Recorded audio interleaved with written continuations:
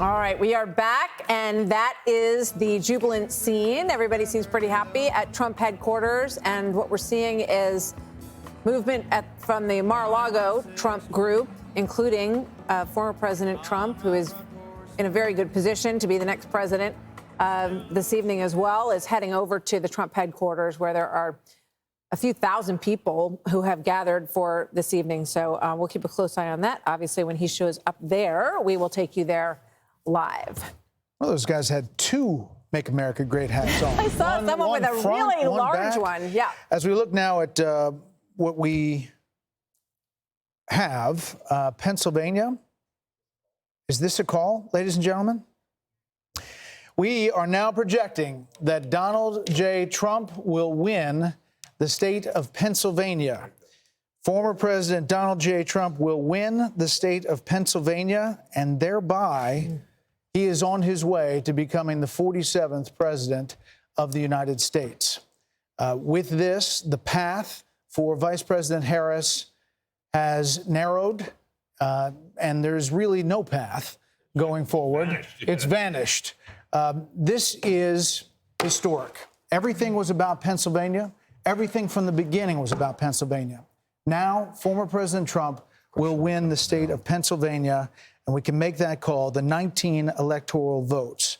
That puts him at 267, not officially over the 270, but the path that it takes to get to 270, he is well on his way to becoming the 47th president of the United States in what is going to be the biggest political phoenix from the ashes story that we have ever seen, ever.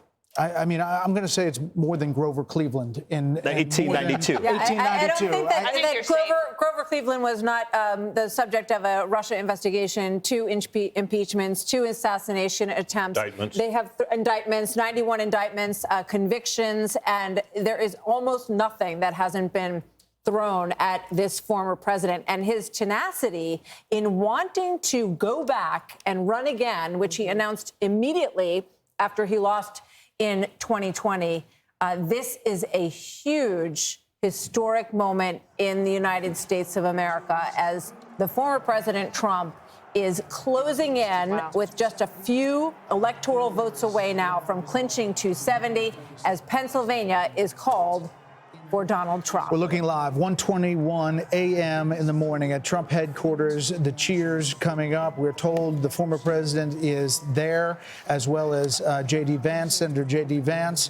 They are getting ready to hear from former President Donald Trump. Again, at 267, not there yet, but looking at where that vote is in Wisconsin, where the vote is in Michigan, where the vote is in Nevada and in Arizona. There is no path, Brit Hume, for Vice President Harris, and just 30,000 feet, what this means. Well, I'm old enough to remember when Richard Nixon was declared dead in 1962. Remember the famous speech he said, "You don't have Nixon to kick around anymore." No one could imagine after that failed race for governor that he could have come back in 1968 and been elected president. That was a hell of a comeback. This, to my eye, was a man who was faced with many more slings and arrows than Nixon had been at that time, hated though he was by the Democrats.